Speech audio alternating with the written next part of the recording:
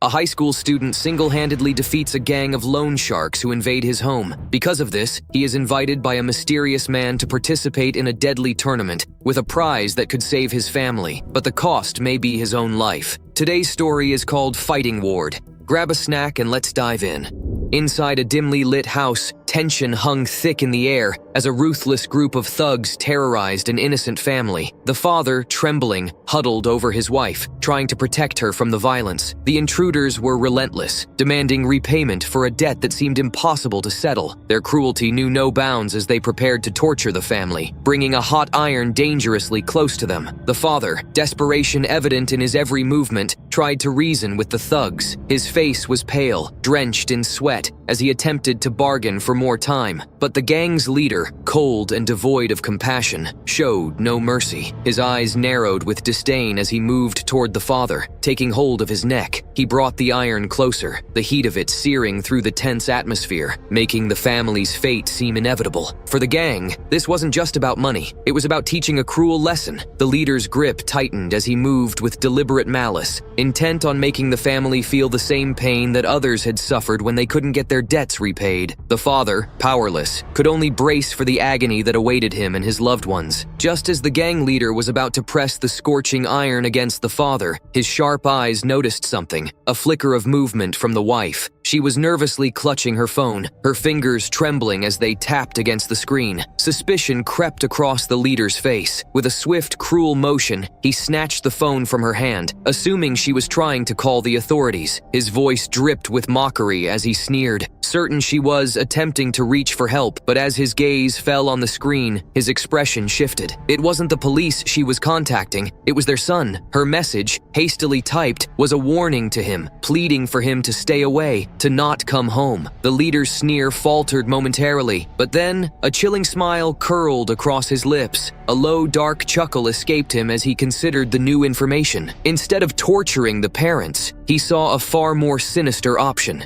Beating the son, their pride and joy, seemed much more satisfying. The gang leader's laughter filled the room, a sound heavy with malice. The threat of violence against their son struck the parents like a hammer, and terror washed over them. Panic twisted their faces as they desperately pleaded for mercy, their voices raw with fear, but their cries fell on deaf ears. The leader's sneer deepened as he coldly ordered his men to silence them. Without hesitation, the gang members bound the parents with rough ropes, gagging them to stifle any further pleas. Their muffled voices were swallowed by the oppressive silence of the room. Meanwhile, their son, unaware of the danger that awaited him, approached the house. His steps quickened as he reached the front door, a sense of unease gnawing at him. Inside, the gang leader listened intently, a cruel grin spreading across his face as he heard footsteps outside. The tension in the room thickened, and he signaled to his crew with a sinister gleam in his eye. The boy had arrived, just as they had hoped. The son knocked on the door, but only silence greeted him. His frown deepened as he noticed something was off. The door swung open slightly, and a chill ran down his spine. Cautiously, he called out to his parents, but the house remained eerily quiet. Unease settled over him as he stepped inside, carefully removing his shoes, unaware of the nightmare lurking just beyond. From behind her gag, the mother desperately tried to plead, her muffled voice barely escaping as she silently begged for her son's safety. But her faint cries couldn't reach him, her panic and fear trapped in the air of the dimly lit room. Unaware of the lurking danger, the son stepped further into the house. His voice, calm and steady, echoed through the unnerving silence as he announced his arrival. As he walked down the hallway, the eerie stillness grew more pronounced. It was too quiet, and something about it gnawed at him. Then, without warning, from a hidden corner of the room, a figure lunged at him. A baseball bat, gripped tightly by one of the thugs, swung down with brutal force, aimed directly at his head. His mother watched in horror, her eyes wide, her muffled scream filling her throat as she braced for the worst. But in a stunning turn, the son moved with lightning speed. In one swift motion, he straightened up, his expression hardening with resolve. A powerful punch flew from his fist, striking the attacker with such force that the thug was sent sprawling to the floor, unconscious. For a moment, stunned silence gripped the room. Even the gang leader, previously brimming with cruel confidence, was left speechless, his eyes widening in disbelief. His arrogant smirk faltered, and his voice cracked as he stammered, unable to comprehend what he had just witnessed. The Sun stood tall, exuding a quiet but unmistakable strength, like a warrior ready for battle. The leader quickly snapped out of his shock, rage replacing his disbelief. He barked an order to his men, his voice sharp with desperation. His command rang out like a death sentence. They were to kill the boy. Weapons raised, the thugs rushed forward, eager to follow their leader's order. But the Sun was quicker, his body moving like a well-trained fighter. With ease, he dodged their wild, reckless swings, each attack missing its mark by mere inches. His reflexes were sharp, and he countered their blows with calculated precision. Every punch and kick he delivered landed with lethal force, sending one thug after another crashing to the floor. Amidst the chaos, one gang member saw an opening and seized the moment. Sneaking up behind the Sun, he lifted a stool high above his head and brought it crashing down onto the boy's skull. For a brief, tense moment, everything seemed to freeze. The room held its breath, waiting for him to fall. But instead of collapsing, the Sun slowly turned, a chilling smile spreading across his face. His eyes locked onto the attacker with an unsettling intensity. The thug recoiled in terror as the boy, unfazed by the blow, kicked him aside effortlessly, as though the strike had been nothing more than a minor inconvenience. The fear that once belonged to the parents had now shifted. It was the gang who realized they were no longer in control of this fight. The boss, now completely disoriented and shaken by the unexpected turn of events, fumbled with a knife. His confidence had crumbled, and confusion clouded his eyes. He forced a twisted grin onto his face, struggling to maintain his sinister persona, while his gaze flicked toward the father, bound and helpless. His sneer suggested a cruel intent to see the father suffer further. Before he could make a move, the Sun acted swiftly. He reached for the hot iron that had previously been used to torment his family, and with a forceful swing, struck the boss's face. The searing metal made horrifying contact, sending the gang leader crashing backward. His head hit the wall with a sickening thud, and he fell to the floor, writhing in pain and clutching his neck. His cries for help filled the room, a mix of agony and desperation. The boy observed the leader's suffering in silence, his expression unreadable. Then, he turned to his parents, who stared at him in shock and disbelief. The air was thick with tension as he walked over to them and untied the ropes that had bound them. Once his parents were freed, the boy stood tall and addressed them with a voice heavy with the weight of bitter truth, indicating that their impoverished circumstances had forced his hand into violence. As soon as the Sun collapsed to the floor, his mother's panic erupted. Her scream of Sun-woo pierced through the chaos as she rushed to his side, and the room descended into frantic disorder. The scene shifted to a bustling hospital. The corridors were a chaotic blend of doctors, nurses, and gang members, all scrambling to make sense of the situation. Shouts and questions filled the air, and the receptionist, struggling to maintain her composure, relayed the news with disbelief. The debtor's son, a high school student, had knocked down 10 gangsters all by himself. Nearby, a man overheard this and stood stunned, his eyes widening in shock at the gravity of the situation. The scene then transitioned to a hospital room where the gang leader, previously left beaten and humiliated by Sun-woo, now lay in bed, seething with fury. His voice, strained and raspy, commanded his subordinate, with a menacing edge, to find and kill Sun-woo immediately. The subordinate hesitated before cautiously responding that Sun-woo had also been brought to the hospital. A wicked grin spread across the boss's face as he absorbed the news. The departure of Black Bear meant that the situation was now dire for Sun-woo.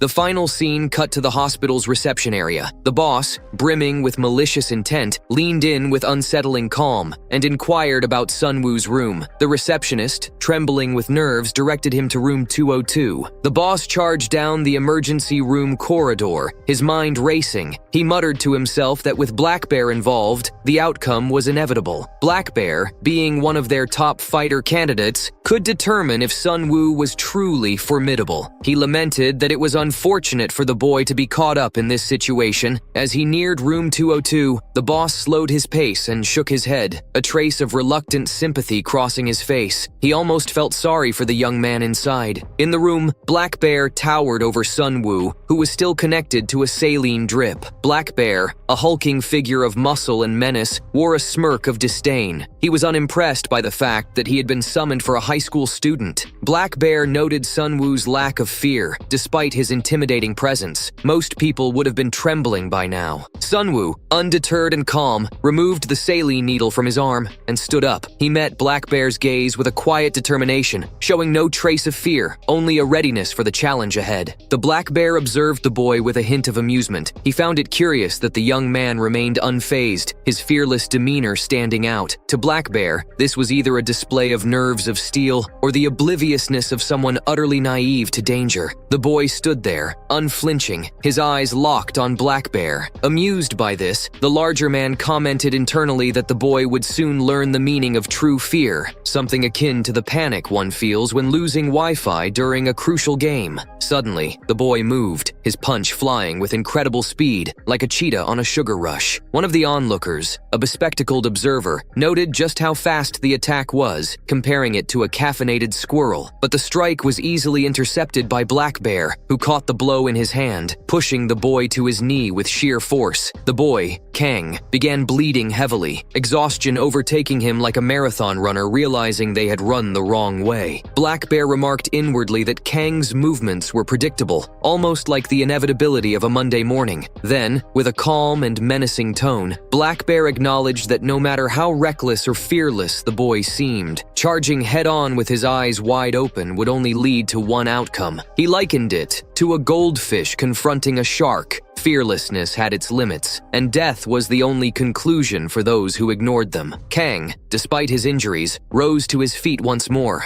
Watching him, Black Bear couldn't help but quip to himself, noting how the boy seemed to bounce back, as if there were springs in his shoes. Kang, however, was unfazed by the mockery and retorted with a sharp edge, pointing out how much talking the man did for someone who, in his eyes, had nothing of value, like a parrot with a megaphone, all noise and no substance. Amused by Kang's comeback, Black Bear reflected inwardly that it was the talking that made killing fun, like the satisfaction of popping bubble wrap, one layer at a time. Nearby, the bespectacled observer gasped in disbelief. He hadn't expected the confrontation to turn deadly and now worried that things had spiraled out of control. He knew this needed to stop before it escalated into something akin to a circus of chaos. Then, the real battle began. Kang, fueled by every ounce of energy he had left, delivered a powerful kick to Black Bear, as forceful as a kangaroo on a trampoline. The impact left Black Bear's face bruised and distorted, looking as though it had been rearranged like a Picasso painting. Despite the blow, Black Bear was far from defeated. His resilience was legendary, and the bystanders knew it. One onlooker remarked inwardly that no one had ever heard of the Black Bear being taken down. And for good reason. He was renowned as the physical king across the country. There was no way someone like him would fall so easily. After his taunt, Black Bear began to stand, the strain hardly visible on his hulking form. He mused aloud, wondering if anyone truly thought he'd stay down after being hit by a mere high schooler. To him, that was as likely as a cat washing the dishes. Kang charged again, delivering another fierce punch. The onlooker with glasses couldn't believe what he was witnessing, inwardly remarking how absurd the whole situation had become, like seeing a fish ride a bicycle. Without hesitation, Kang mounted Black Bear and unleashed a flurry of punches, one after another, relentless like a drummer on a caffeine binge. Amidst the assault, Black Bear, still maintaining his composure despite the onslaught, vowed to use his ultimate move against the high schooler. The bespectacled observer's shock deepened as he realized what was happening. Black Bear was about to use his infamous bone crusher technique. He thought to himself that this had gone too far, comparing the escalating absurdity to a clown car at a funeral. It was clear to him that things were spiraling into something dangerous. Suddenly, the observer rushed into the room, intending to stop the madness. Just as he did, Black Bear grabbed hold of Kang, attempting to lock him into submission. Yet, something was wrong. Black Bear's senses seemed to dull, and his strength faltered. He couldn't believe it, baffled by the sensation. His full power had been unleashed, but it felt off, as if a sumo wrestler were struggling on a diet. Kang began to move again, defying all all expectations, Black Bear, now visibly confused, questioned how the boy was still moving, let alone intact. He wondered aloud if Kang's bones were somehow different, perhaps made of rubber, as they had withstood the devastating move without any apparent damage. Black Bear, now seething with rage, made another desperate attempt to grab Kang, this time with every ounce of energy he had left. But as he struggled to understand the boy's resilience, confusion clouded his thoughts. Why weren't Kang's bones breaking? It was as if the boy possessed some kind of supernatural strength, leaving Black Bear wondering if he was secretly a superhero. Kang, without hesitation, delivered a powerful headbutt, catching Black Bear off guard. Reeling from the blow, Black Bear mused whether the boy had reinforced his bones with metal, given his seemingly invincible strength, like a tank rampaging through a toy store. The damage from the headbutt was severe, but Kang didn't stop. His relentless attack continued, punch after punch, landing with precision and force, like a woodpecker drilling relentlessly into a tree. Black Bear, battered and overwhelmed, was helpless under the onslaught. The bespectacled observer rushed in, attempting to halt the chaos. He pleaded for Kang to stop, noting that Black Bear was already unconscious. He warned that if things escalated further, cleaning up the mess would be as troublesome as handling a spaghetti explosion in a library. Quickly, the observer called for help, fabricating a story about a head trauma from a car accident in room 202, Building B. The urgency of the situation was clear. Kang, however, was suspicious. He glared at the observer and questioned his intentions, wondering if he was part of Black Bear's gang or just another bystander with a misguided hero complex. The observer shrugged off the accusation, casually admitting that he had thought about sticking around, like a sidekick in a comic book, if things got more intense. Kang, incredulous, scoffed at the absurdity of the comment, asking if the man was out of his mind. Meanwhile, as the apartment was being cleaned up, people gathered around. The job was nearly finished, and someone confirmed it was time to wrap things up, likening the situation to rolling up a burrito. The observer, still unsure of Black Bear's condition, questioned whether the man would stay unconscious for long, or if he might spring back to life like a zombie in a horror movie. Nevertheless, the cleanup commenced, swift and efficient, much like a janitor on a mission to restore order. As the chaos subsided, the bespectacled man handed over his card, suggesting a proposition to Kang. He offered him a chance to fight for the one he served, comparing it to a knight's loyalty to his king. Kang, however, was unmoved by the offer. His reply was cold and dismissive, making it clear that making money through fighting didn't interest him. Rejecting the proposal, he began to leave, his demeanor resembling that of a lone wolf uninterested in the pack. Annoyed by the persistence, Kang inwardly wondered what kind of scam was being tried on him, likening the stranger to a con artist in disguise. The observer, unfazed, simply responded that people's thoughts could change any time, much like the weather, leaving the door open for future possibilities. Afterward, the scene shifts to the protagonist, reeling from the overwhelming weight of his shattered reality. He stumbles into the washroom, hands trembling, as he desperately splashes cold water onto his face. The mirror reveals a broken man, standing on the edge of despair. He mumbles under his breath, bitterly reflecting on how his life has unraveled. Once, he had dreams, lofty aspirations of success and peace. But now, they mock him from a distance, remnants of a time when hope still lingered. The crushing weight of failure bears down on him, threatening to push him over the edge. In the midst of his turmoil, the door creaks open. His father steps in, his stern gaze cutting through the fog of self-loathing. The room grows tense as his father's voice breaks the silence, demanding to know why his son is wallowing here, submerged in despair. There's a sharpness in his tone, an unspoken layer of frustration that has simmered over the years, fueled by unfulfilled expectations. The son, his emotions raw, turns to face his father, the frustration in his heart boiling over. He questions whether his father even knows the source of his suffering, whether he understands the depth of the pain that has been festering inside him for so long. Memories flood back as the son recounts his father's once promising boxing career, a story filled with potential that ended in disaster. His father had once been a rising star, receiving countless offers to elevate his career, but each opportunity was squandered. The father's choices had spiraled out of control, dragging the family into debt as he stubbornly clung to the dream of preserving his legacy. Instead of achieving glory, he sank further, all while dreaming of opening a grand local boxing gym that would never come to be. The son's anger seethes as he accuses his father of neglecting him and his ailing mother, choosing instead to chase after a lost dream that had long since turned into a nightmare. The weight of his accusations hangs in the air,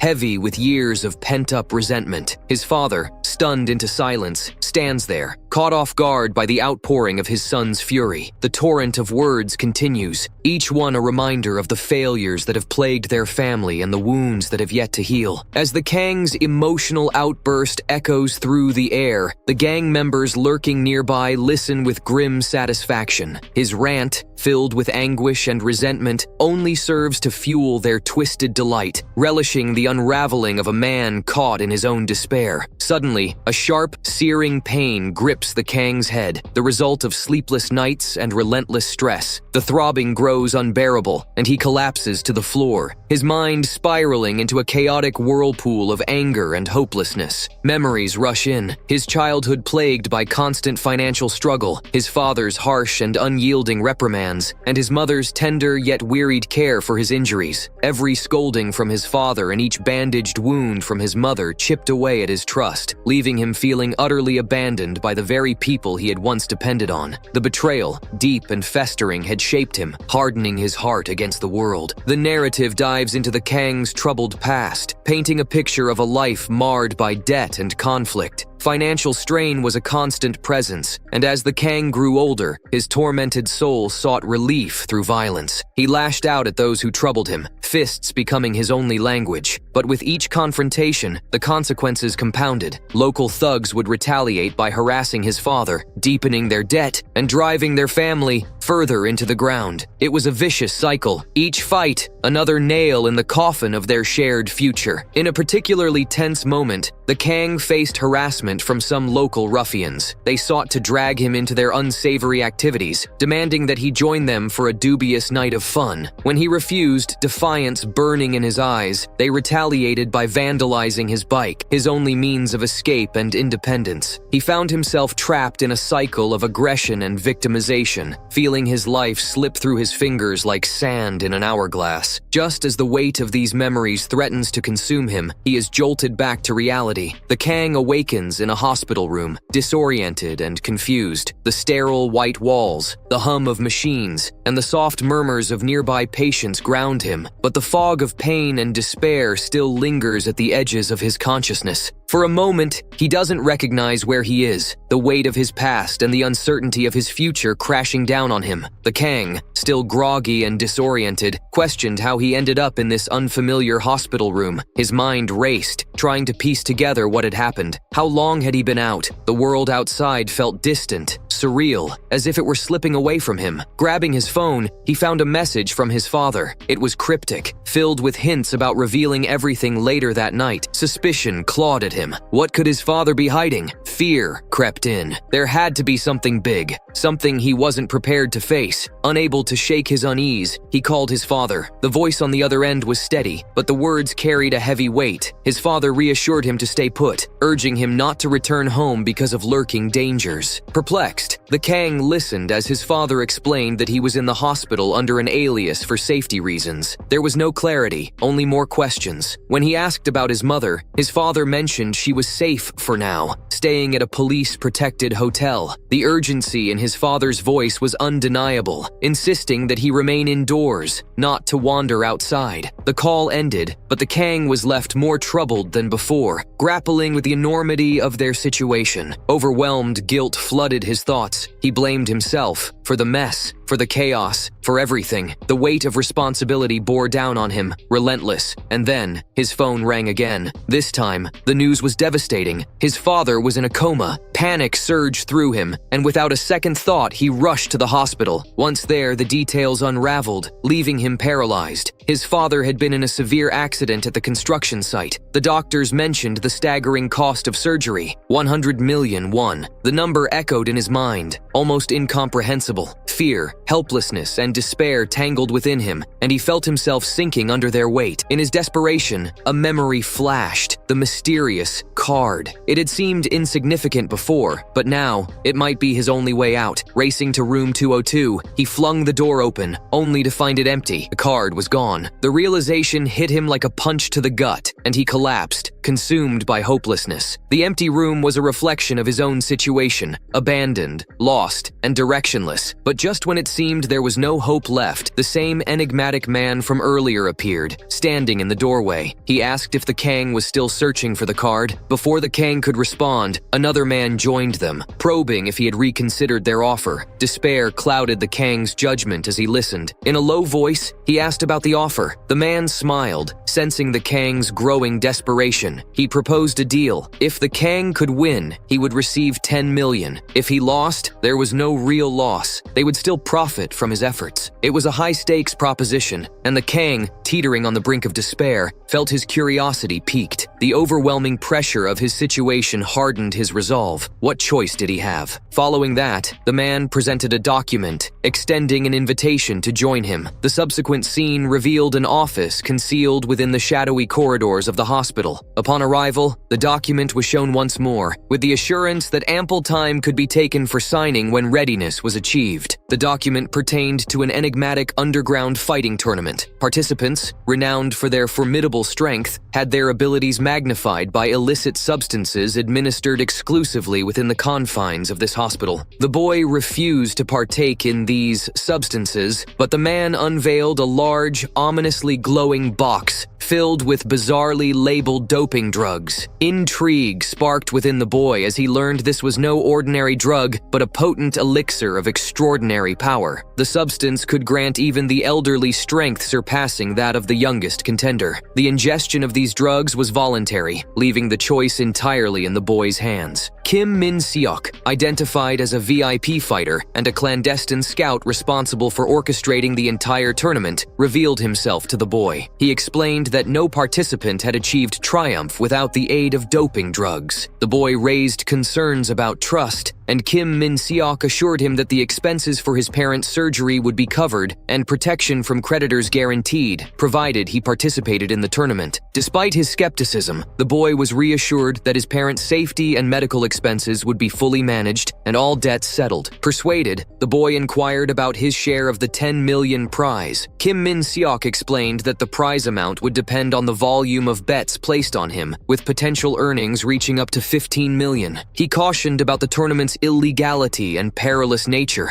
revealing that only 10% of previous participants had survived. The boy was visibly shaken by the high mortality rate and the pervasive secrecy surrounding the event. Kim Min-seok elaborated that if the boy disclosed the tournament's illicit nature, disbelief would result in fatal consequences. Fear was instilled in the boy, but insistence was made by Kim Min-seok that the hospital was infamous for its extreme measures. An inquiry was made regarding the boy's decision to join and sign the document. Failure to sign was implied to result in the assumption of responsibility for any arising issues, with severe repercussions threatened should refusal occur. A nurse, arriving with an unsettling calmness, administered an injection, rendering the boy unconscious. Reassurance was provided by Kim Min-seok that the injection was merely a standard preparatory measure for the arena. Emphasis was placed on the management and resolution of the boy's parents' issues as long as he participated in the tournament. In the subsequent scene, the boy was found awakening in a dimly lit, disorienting tunnel. Queries about his destination were met with terse instructions to remain silent, with promises of revelations to come in due course. The boy's bewildered gaze followed as he was escorted deeper into the labyrinthine depths of the tournament's clandestine realm.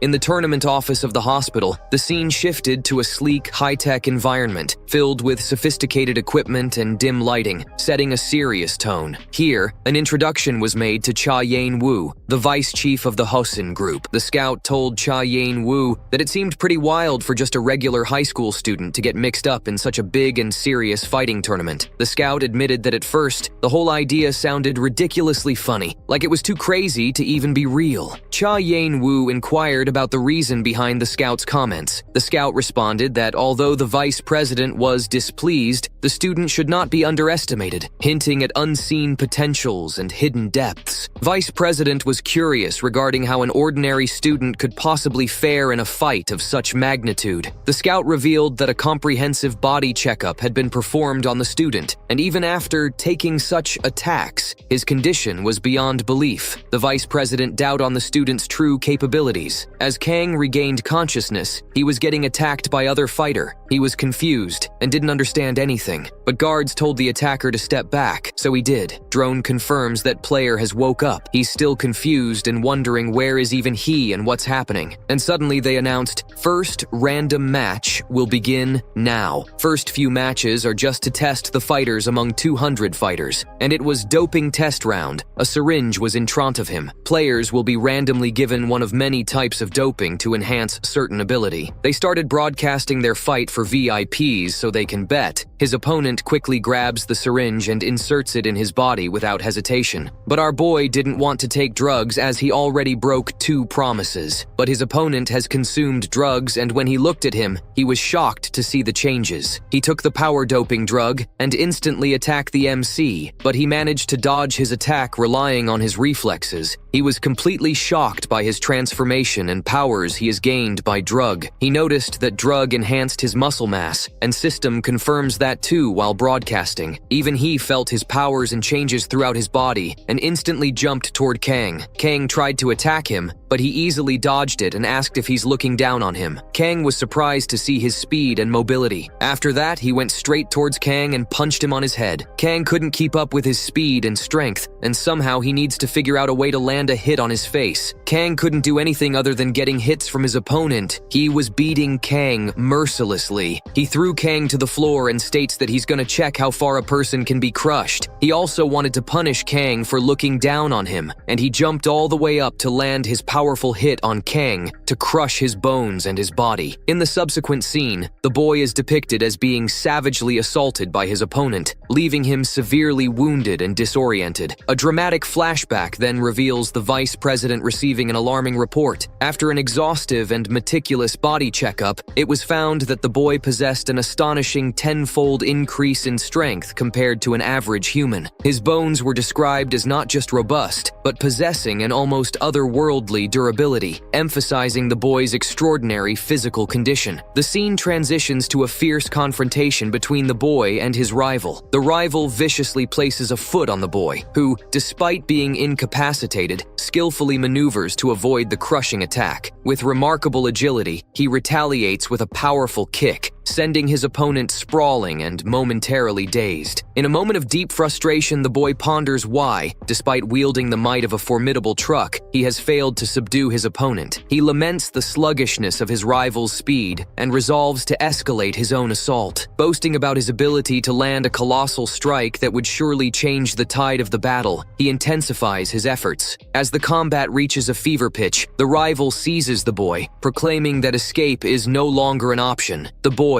retorts, likening his predicament to that of a kangaroo perpetually prepared for any threat, and counters with a flurry of strikes, pushing his adversary away with renewed vigor. Now visibly battered and weakened, the rival surveys the boy's drug with a critical eye, dismissing it as inadequate for his needs. Determined to gain an upper hand, he opts to acquire an additional truck. The boy, resolute and defiant, asserts that the drug is exclusively his and cannot be commandeered by anyone else. Despite this, the rival secures another drug and ingests stamina-boosting doping substances, which are effectively assimilated, significantly augmenting his strength and endurance. The rival's aggression escalates as he becomes increasingly relentless, launching attacks with heightened ferocity. He commands the drones to maintain their distance or face obliteration. As the confrontation nears its climax, the boy braces himself for the profound sensation of utter defeat. In a heart-wrenching finale, he pleads with his father, saying, "Dad,